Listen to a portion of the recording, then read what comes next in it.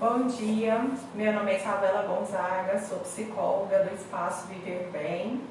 Bom dia, meu nome é Alessandra Moreal, eu sou psicóloga do Hospital da Unimed Rio Verde. Estamos hoje no Espaço Viver Bem, respeitando todas as normas da Organização Mundial de Saúde e viemos trazer para vocês muitas informações sobre o mês da saúde mental, que é o Setembro Amarelo. O Espaço Viver Bem, ele foi criado para você, cliente Unimed, com uma política voltada para ações de promoção e prevenção à saúde por meio de uma equipe multidisciplinar. E hoje nós viemos aqui, eu e a Alessandra, para trazer informações sobre o Setembro Amarelo. O que é o Setembro Amarelo? O que nós comemoramos no Setembro Amarelo? Que é o mês de prevenção contra o suicídio. Então, dia 10 de setembro é a data nacional, mundial que a gente comemora a prevenção do suicídio. E nós temos como símbolo o amarelo que traduz a cor do sol, que nos traz a esperança, o recomeço diário. Então, nós vamos começar hoje o nosso bate-papo com uma questão, Alessandra. Por que é tão difícil falar sobre a morte? Sim. Na verdade, a gente tem isso socialmente instituído como um tabu, né, Isabela? Falar de morte é algo velado. A gente vive num mundo líquido, onde as coisas mudam rapidamente e às vezes nem dá tempo da gente se adaptar às transformações que a gente vive. O modo de vida, né, esse novo ser humano contemporâneo tem algumas implicações importantes, como por exemplo, as redes sociais. É importante ser feliz o tempo inteiro nas redes sociais. Isso é vendido dessa forma. Então a morte, ela não cabe nesse contexto. E principalmente o suicídio, que é um tipo de causa-mortes violento, avassalador, surpreendente muitas vezes no meio familiar, na comunidade, socialmente falando. Então o suicídio como um tipo de morte, né, acaba sendo também algo interdito, né? E de certa forma causa uma estranheza nas pessoas, porque o ato de tirar a própria vida muitas vezes não é visto como a tentativa que a pessoa tem de tirar a dor, a existência, aquela dor que existe na existência. Então ela pensa em acabar com o todo, que é tirar a vida, né? E muitas vezes a gente deixa de olhar qual é aquele multifator que tem causado esse sentimento de desesperança, esse sentimento de não pertencimento a determinado grupo, né?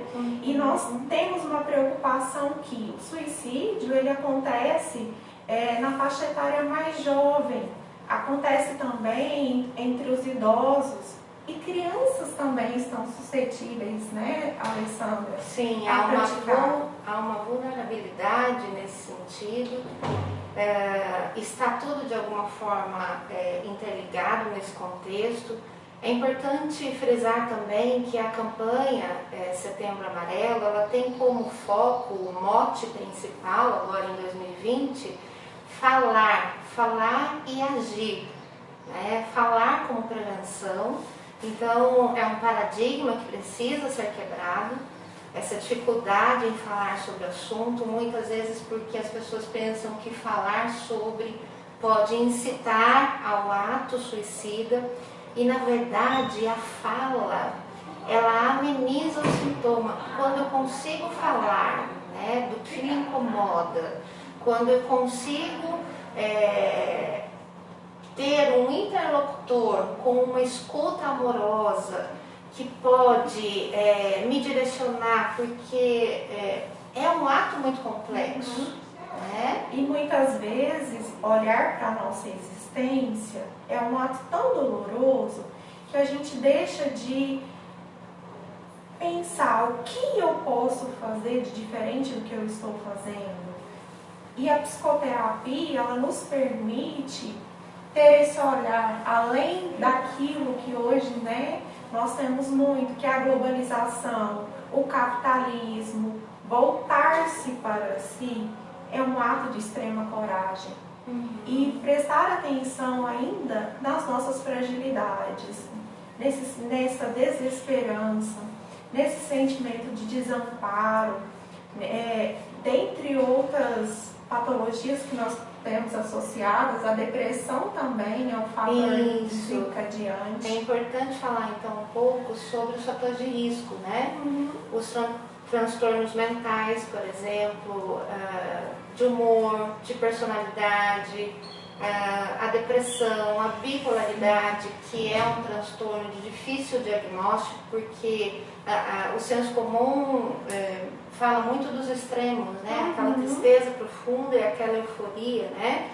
E na verdade, às vezes, a pessoa que é bipolar, ela pode ter essa dificuldade em ter esse diagnóstico fechado justamente por causa dela não ter essa euforia, ela tem uma hipomania, por exemplo. Isso, esse ciclo ele não é tão visível em alguns casos, né? Exatamente. E é importante também frisar aqui que pessoas que fazem uso de substâncias químicas também estão dentro dessa vulnerabilidade, desse fator de risco. Né? Porque na verdade o vício ele vem como uma forma de encontrar um conforto para as dores, né? Assim como o alimento, a bebida alcoólica, a compulsão por compras também. E tudo isso está voltado a fatores como a impulsividade, a querer resolver tudo naquela hora. E quando a pessoa associa o abuso de substância química e já tem uma patologia de base, por exemplo, uma depressão, aí esse risco agrava-se ainda mais. Né? Então é importante observar isso também. Os fatores psíquicos, alterações de humor, tristeza profunda, né? Exato. Fatores psíquicos no sentido assim, algum trauma, um estresse pós-traumático, uma perda que a pessoa possa ter vivenciado. Esse próprio contexto que nós vemos, né, Isabela, de isolamento por conta dessa pandemia, enfim, são questões que se impõem, né? Muitas vezes até com as questões já existiam e esse isolamento, essa pandemia, ela coloca uma lente de aumento nisso intensifica, né, tudo isso. Eu acho que o fator financeiro também é um fator muito preponderante para que o suicídio ele aconteça. E estar inserido num grupo social muitas vezes faz com que o ser humano deixe de olhar para a sua individualidade, para a sua subjetividade. E o nosso existir, ele é único. Cada pessoa existe de uma forma, né? Então, quando nós recebemos um pós-suicídio que não deu certo, nós precisamos ter esse olhar para o todo, avaliar todas as dimensões do cuidado integral para esse indivíduo, para que nós consigamos fazer um trabalho completo com ele, né? Trazer além do conforto, do acolhimento que ele precisa, uma outra visão de que a vida ela pode ser boa ainda, né? Sim, por isso é tão importante o diagnóstico precoce. Um diagnóstico feito por um médico, um profissional de saúde, um psicólogo, que possa então direcionar essa pessoa, que ela se sinta apoiada e perceba que ela então comece a ter essa percepção de que o que ela está passando é passível de tratamento, a partir desse apoio, né? Todos os problemas com esse apoio têm solução. Sim. Né? E nós precisamos focar o que causa desesperança nessa pessoa, o que fez com que ela perdesse todo o prazer que ela tinha na vida. E precisamos nos atentar principalmente às falas verbais que a pessoa traz e que muitas vezes elas não recebem a devida importância, né, Alessandra? Frases como: se eu morrer, ninguém vai sentir a minha falta.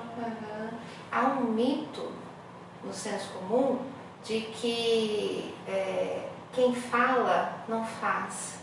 Até algumas pessoas usam aquela frase: cão que ladra não morde. E na verdade o que se sabe é que a maioria dos suicídios são anunciados. A pessoa fala sobre o assunto. Como você deu exemplo, né, muito bem.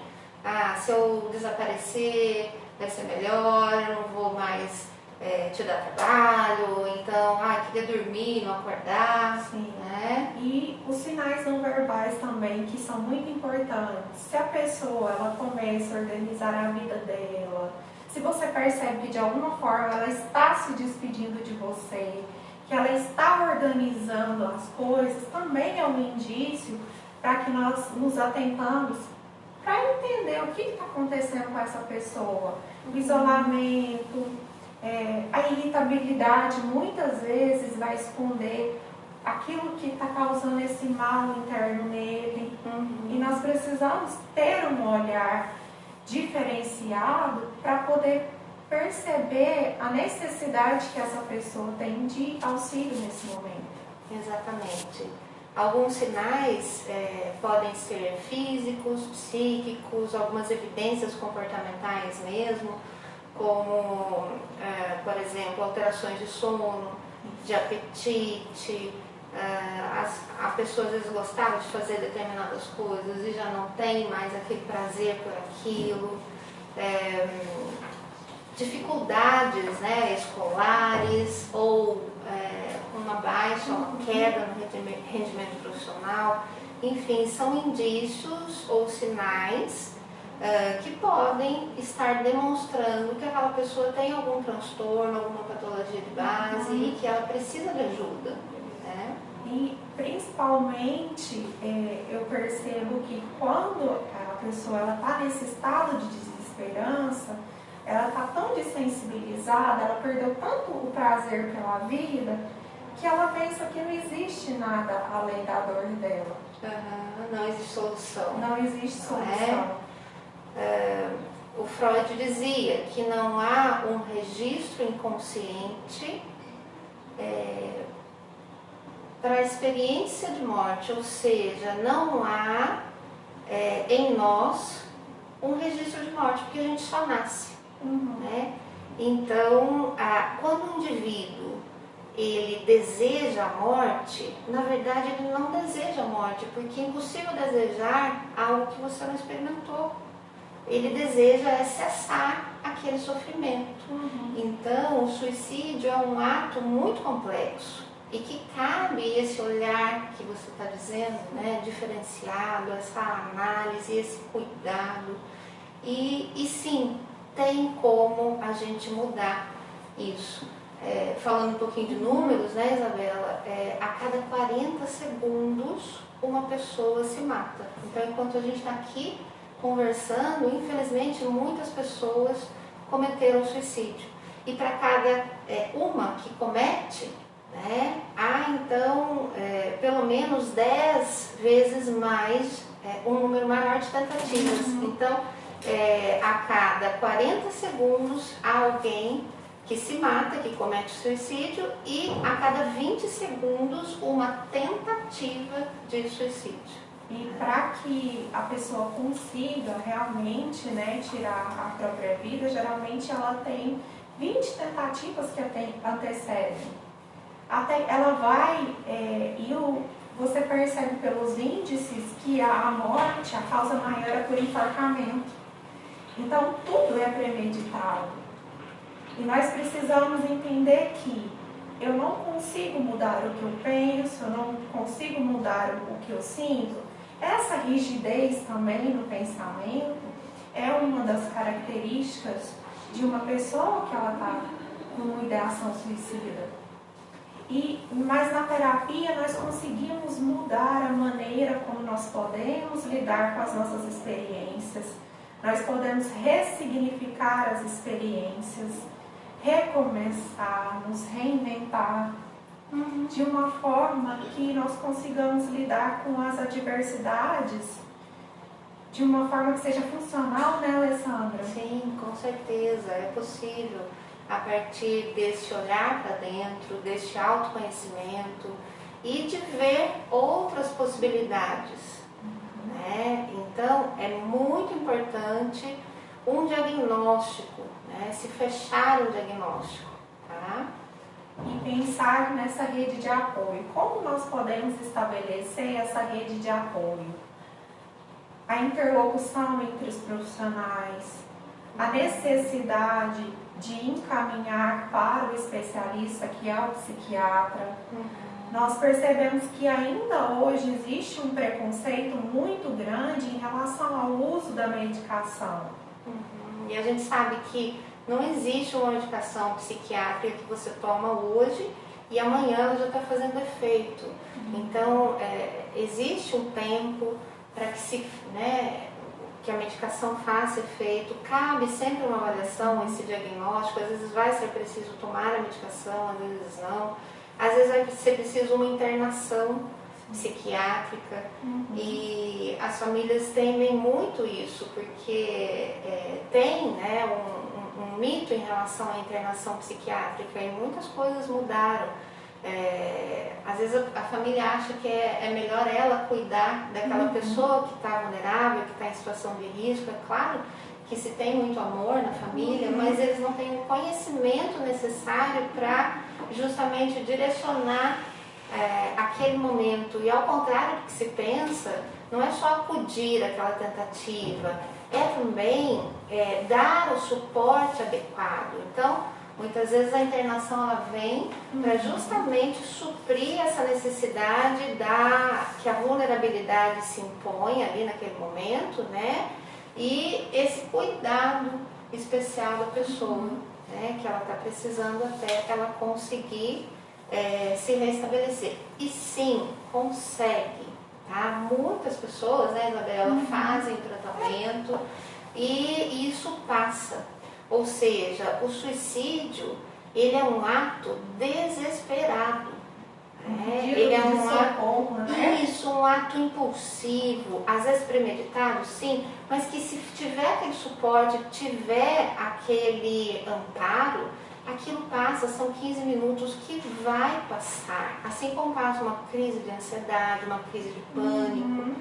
Então, a necessidade de se ter esse amparo, né?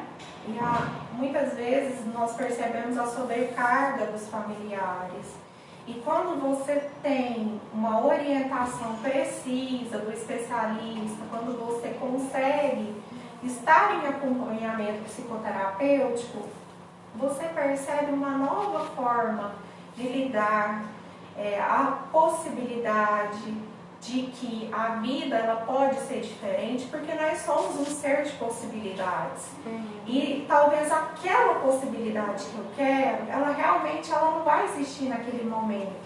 Mas existem outras possibilidades, existem outros caminhos que, se eu olhar mais atentamente para o que está me deixando tão desesperançoso, me deixando em situação de desespero, eu vou conseguir externalizar. Porque falar, como você falou anteriormente, Alessandra, é a melhor solução.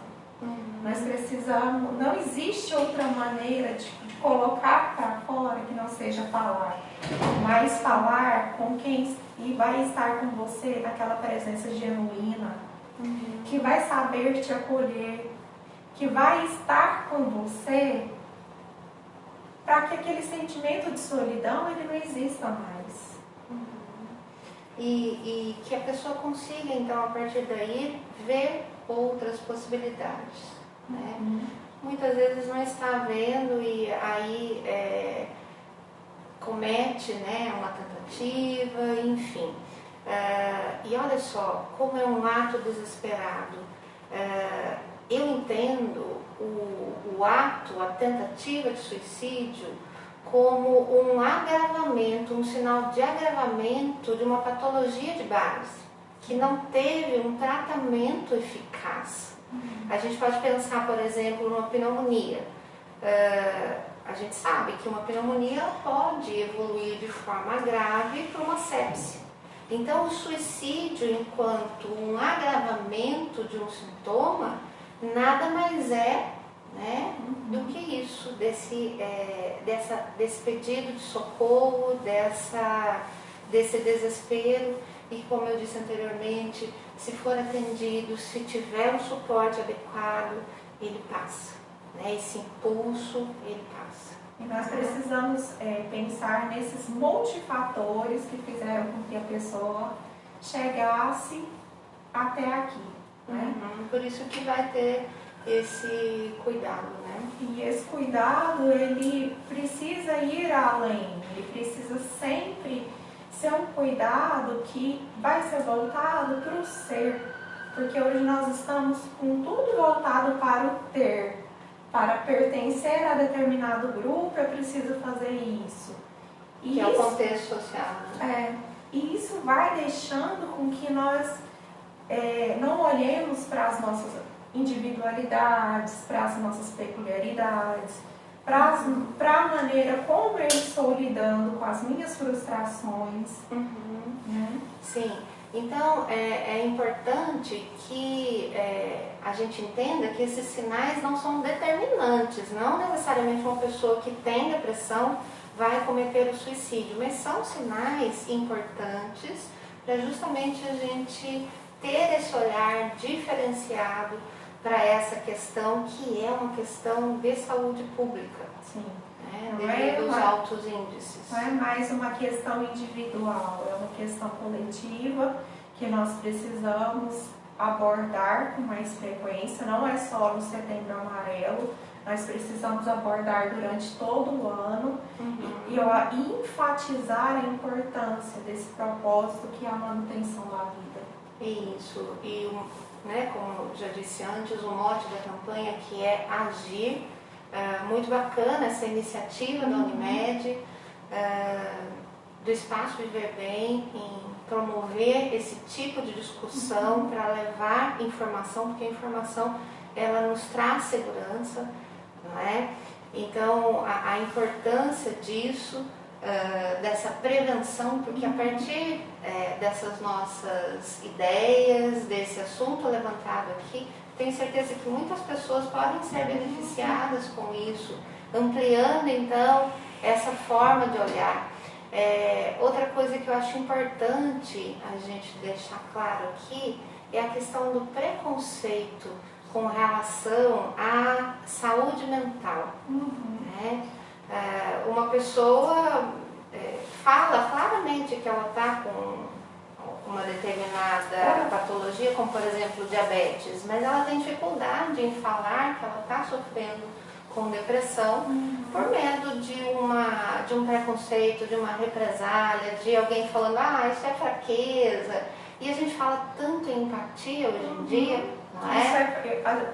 Nós escutamos muito no consultório que isso é falta de Deus. Você está assim porque você não quer melhorar, e existe algo além disso. Nós precisamos pensar que se aquela dor ela existe, ela está ali por algum motivo, ela está trazendo uma mensagem para aquela pessoa. Sim. E nós enquanto profissionais, nós precisamos, né, ser esses comunicadores da importância desse cuidado da nossa saúde mental. E eu acho que esse espaço hoje foi muito importante para que nós possamos trazer essas informações e mostrar que a Unimed ela tem se preocupado com esse cuidado integral, né, que vai além. Nós precisamos olhar para o indivíduo no seu todo, na sua singularidade, pensar em qual plano de cuidado vai ser melhor para aquela pessoa. Sim, e evitar então julgar, desenvolver essa empatia nas relações, que é realmente se colocar no lugar do outro, mas não como você, como o outro. Mesmo porque o julgamento ele é baseado nas suas necessidades, nas necessidades de cada um. Então, evitar isso. Esse é um caminho que eu acredito que vai melhorar a comunicação, a forma com que a gente passa para as pessoas o que é permitido e o que não é, para os nossos filhos, a sociedade que a gente está ajudando a construir. As pessoas criticam, então, né, Isabela, você ter tristeza. É claro que nas redes sociais a gente não fica colocando tristeza, a gente coloca uma foto, ruins, né, nas redes uma sociais. foto melhor, um momento que você quer compartilhar, mas uma leve tristeza faz parte da vida. É nesses momentos de tristeza, de introspecção, que eu reflito, que eu repenso, que, enfim, eu crio esse movimento, né? Então, é permitido sim ser triste, mesmo porque não existe ninguém feliz o tempo todo. Não. Estar triste, na verdade, e depois a gente retomar o nosso controle, a nossa vida que se segue, né? E as nossas emoções, elas existem porque elas precisam existir, né? O medo é um sentimento inato, a tristeza ela tem a sua função, a alegria tem a sua função. Então nós precisamos nos permitir entrar em contato com as nossas emoções para que a gente possa nos conhecer, entender até onde são os nossos limites, o que me deixa frustrado, aonde eu preciso fazer as modificações para que eu me movimente de uma forma diferente, né? Para que eu me mostre para o outro de forma diferente. Certo. Falar, né? Tem uma frase que eu gosto muito que fala assim: a chuva ela é irrelevante para o peixe que está no rio, que está no mar, mas ela pode ser avassaladora para uma formiga. Se a gente começar a se desvencilhar desses preconceitos, isso vai ajudar demais nessa fala, nesse se colocar no lugar do outro, sem julgamentos, com uma escuta amorosa. Tudo isso vai fazer com que essa campanha tão importante seja cada vez mais efetiva a que ela se propõe. E nós precisamos aprender a validar a experiência do outro. Aquilo que ele sente precisa ser validado para ele se sentir pertencente. E muitas vezes você percebe que a criança ela já começa a ter várias experiências em que não é validada a dor de cabeça dela, que não é validada a dor no peito dela, né? E isso vai acarretar lá na frente uma consequência mais grave. Então, nós precisamos nos olhar, cuidar da nossa essência, cuidar da nossa subjetividade e pensar sempre que nós somos um ser de possibilidades e que nós estamos aqui hoje. Tudo que eu tenho é hoje.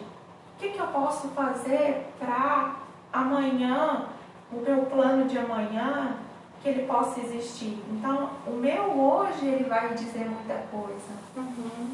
Sim. Então, assim, como uma campanha preventiva, é importante a gente falar mais sobre isso, divulgar mais essas ideias, fazer perguntas, se munir de informações, porque a informação ela traz segurança. E aos poucos a gente vai quebrando esses tabus, vai começar a educar essa nova geração, se reeducar também, por que não?